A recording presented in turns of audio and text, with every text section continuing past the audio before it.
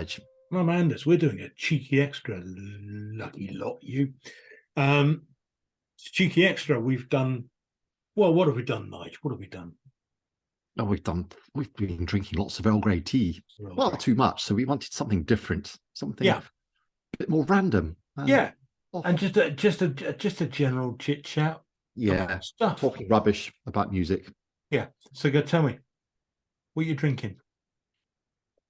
Right. It's my second choice. I was actually looking for something else. Mm-hmm. But it's blue butterfly pea flowers. Right. Okay. Where the heck did that come from? My daughter. The ones that daughter and fiance, they're over from Australia for a couple of months. Okay. And suddenly lots of weird teas keep appearing in the house. Okay. Have you tried this before or not? No. Right. Okay. But there's something I'm going to have to. I've got tea cam to put on because apparently it's a very deep color, this one, and you add some lime juice to it and it changes color. So we're going to test it live. Oh, how exciting. Yes. That's how we live these days, people. Yeah. So what have you got, Anders? I've gone for a good solid cafetiere. Any particular blend? It's I went to Gunwharf Keys. Really tremendous place out in Portsmouth. In Portsmouth. Yeah, and there's a Whittards there. And they were selling a selection pack of 9 coffees from around the world. And I have got a dark roast, Santos and Java. Oh. And it says on the notes here, our Santos and Java coffee blends beans from either side of the globe to create a seductively dark velveteen coffee with a powerful kick. The Santos beans are grown on the rolling plains of South Brazil, yielding dark flavors of baking chocolate and stewed fruit, while beans sourced from the humid volcanic slopes of the Lien Plateau on the island of Java add a lighter, creamier sweetness with just the right acidity. If that doesn't sell a coffee, what could? Right. Yeah, I don't, as you know, I don't like coffee, but I want to try that. Yeah, absolutely. So I'm going to pour mine now. It's been brewing for a while now. Okay. I've done the James Hoffman method here. But if anybody knows their coffee too. Well, while you're doing that, I'm going to do video me doing the lime juice into the. It actually says it goes from. It turns because it's blue. It turns it blue into purple. So I'm going to see if we can pick it up. So if I start the cam going, and the lime juice goes in.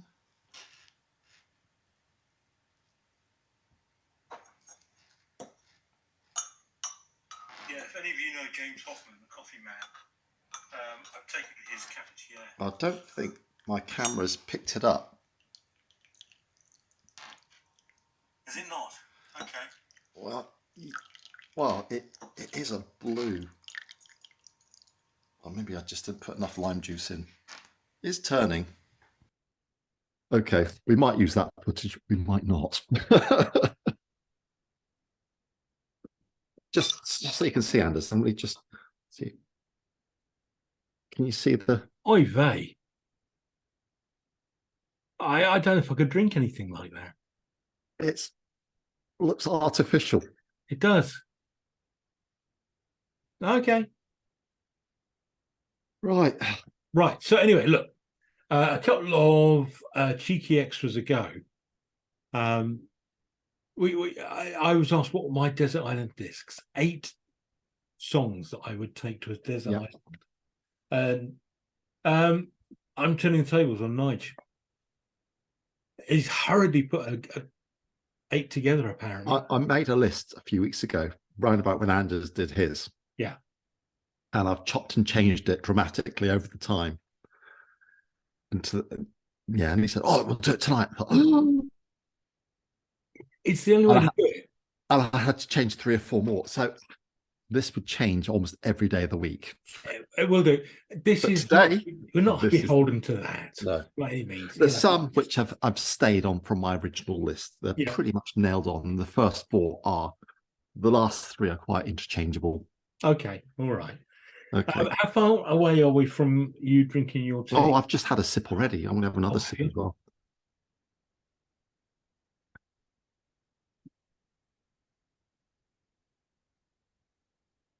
It's not offensive. It just tastes of blue. Okay. Blue flowers. I'd say that's what it tastes of. Right, okay. Let's try my coffee.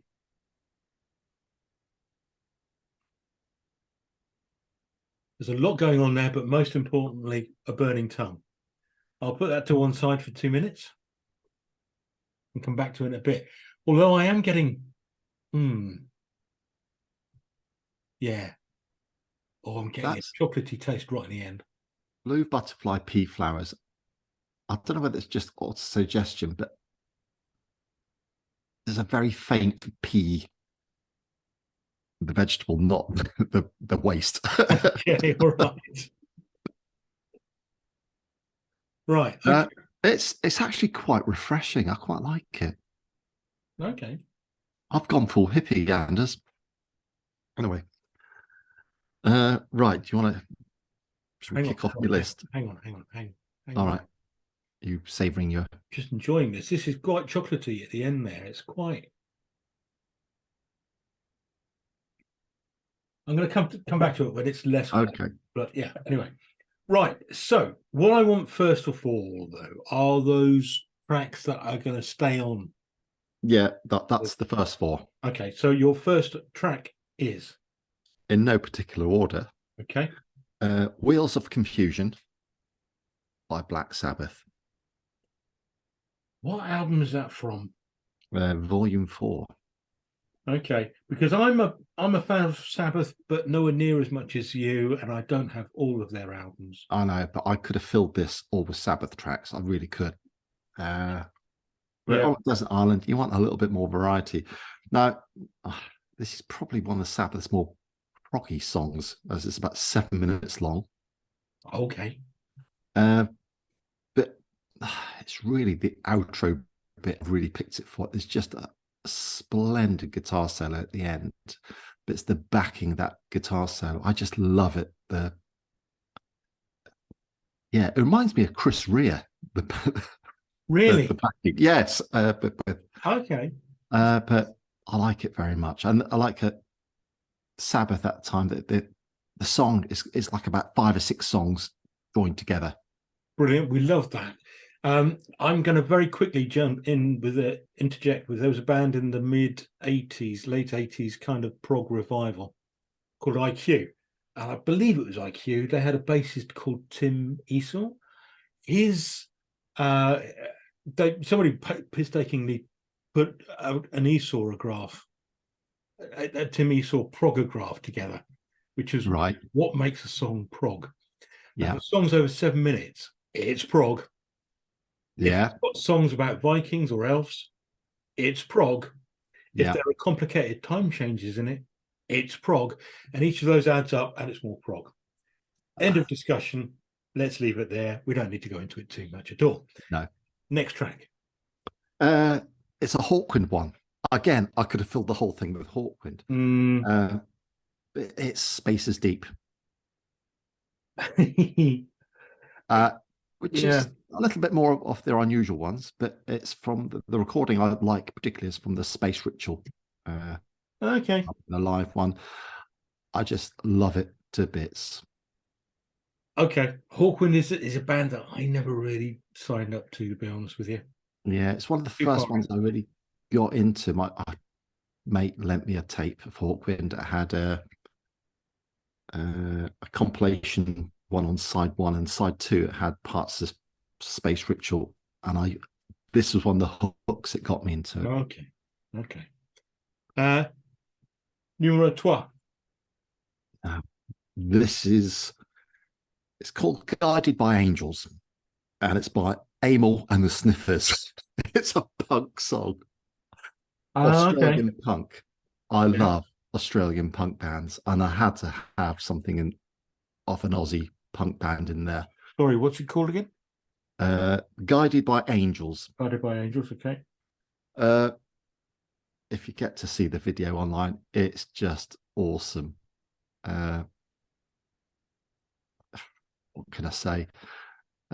Australian punk has got such a unique humour to it, and it's more like the British punk of the 1970s, not like the modern American punk, like Green Day and stuff.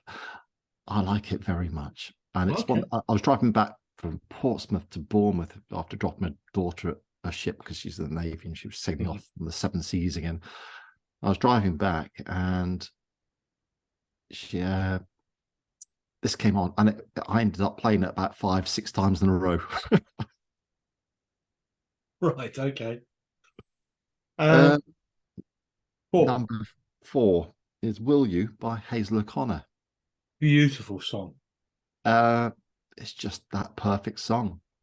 Amazing sax solo, but just sung with passion. It's just love the song. It's part of the Broken Glass film, isn't it? It is, yes. Yeah. That film is an amazing film. That was a real wake-up call for me. That was post-punk, I suppose, isn't it, really?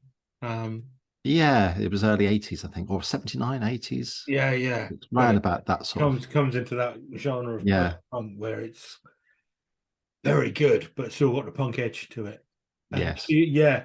And I've seen her doing it relatively recently on YouTube, versions of that. I saw her probably do it live about 6 years ago.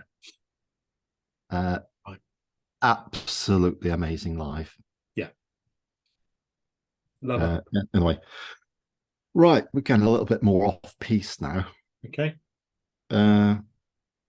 Track, what am I on? 5. Duke Special. He's an Irish musician, singer, and it's a track called "Sweet Sweet Kisses."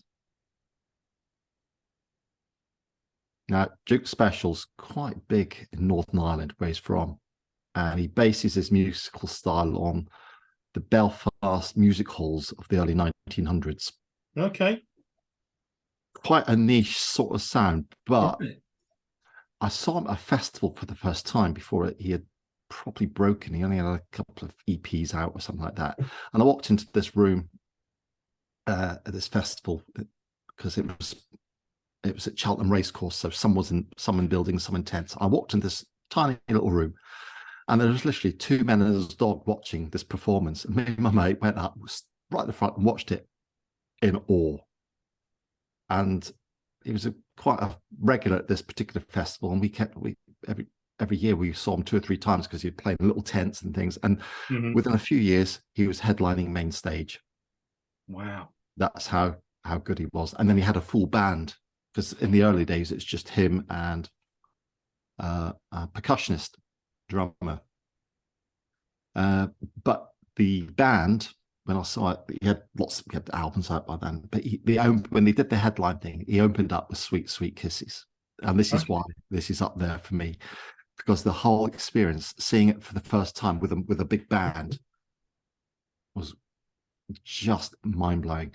And Roy Castle's son plays clarinet and sax in the band. Tap dances? No, he doesn't do that. No. The way this just punched out, it was such a good opening. Just loved it. You know what? I'm really interested in that. I'm going to give that a go. And he's just got a lovely Irish lilt to his singing voice. Okay. But quite interesting, when we were when he was headlining, he said, "Oh, all this fame's going to," he says, but at the time, Jedward were quite big. You know, Britain's Got Talent or whatever it was. And they were doing this stuff. And he said he was walking the kids to school. He's got 5 kids. We did that, walking the kids to school. And he said, this limo, he says, no word of a lie, these 2 people came out hanging out the window, and he was thinking to himself, "My God, that's Jedward." And they're going, "Look, it's Duke Special." Wow. Quite funny. Anyway, Yeah, there's a peculiar couple of lads, but there we go. yes. Anyway. Right. 6. Next one. Here Comes the Sun by the Beatles. Okay. Proving to me and many others, really, that George Harrison was the best songwriter in the Beatles. Yeah, by far. By far. The man was pushed to one side by Paul and John. I think it's quality rather than quality. Quality rather than quantity. There you go. Yeah. Yeah, I think, yeah, some of his stuff is just astonishing. But I love that song. And if I could sing, which I can't, well, everyone can sing, but if I could sing well, I would love to just belt my heart out to this song. I love it. It is a beautiful song. Yeah. And he continued to write some fantastic stuff. I got a Bowie album, relatively late one, Reality. And there was a beautiful song on there. I knew nothing about it. It was called Cry Some, Buy Some. And I just thought, this is just the most beautiful song. Turns out it's a George Harrison cover. And yeah, man, Anyway, it's a genius. There we go. Last song, and now I. Oh, are we on the last? I thought I must have missed one out. Here Comes the Sun was number 7. 6, sorry. Yeah. So was it 8 tracks? Yeah. Oh, God, I've only got 7. Oh, okay. Great. I've got an extra one I can slip in there. Because I was saying my favorite genre, I'd say, is 1960s psychedelia. Yep. And I could fill the whole thing with 1960s psychedelia. Yep. And this is, I've got, if you see on my list, I've got things crossed out where I kept on changing the songs. But I've gone for In Your Tower by the Poets. Okay, don't know that. No, you won't. They were fairly biggish. They're a Scottish band. Okay. But this In Your Tower by the Poets is, for me, it's just up there. It's just everything a psychedelic song should be. Sort of dreamy vocals, sort of staccato drums all the way through, and just a wandering bass just powering away. Oh, yeah. Lovely.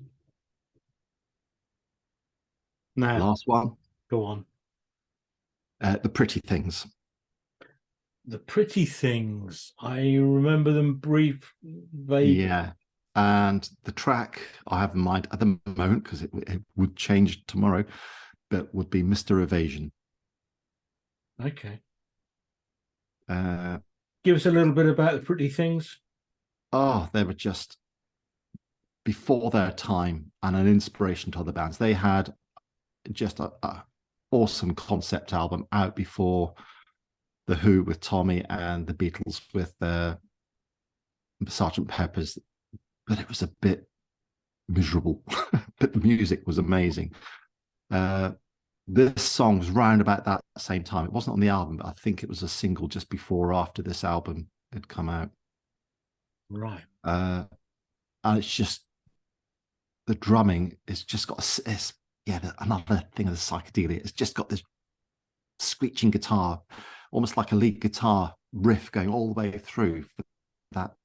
And the drumming on it is just awesome. As a drummer myself, if I ever played in a band again, I'd love to drum along and do a cover of that, just because the drummer just loses himself in it. And it's, yeah. So, yeah, I'll finish with that one. Excellent. Right. Anyway, how's your coffee? Coffee is lovely. It's really nice. It's I've had it black, and it's so smooth. The smell suggested it was going to be quite punchy and quite harsh, but it's not. So there is an aftertaste of chocolate to it-ish. Cocoa more than chocolate.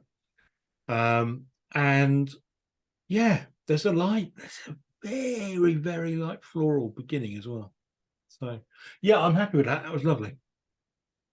Super. And your Super. blueberry tea, leafy. I've almost finished it. It's not really went purple as it's meant to with the lime juice. Maybe I didn't put enough in. Okay. But it's just very bizarre looking at a very blue drink. It'll be interesting to see how your urine is tomorrow morning. Oh, that would be interesting. Yes. Don't film it or anything like that. We don't need this. Right, I think that's a place to leave it, don't you? Yeah. Yeah. All right.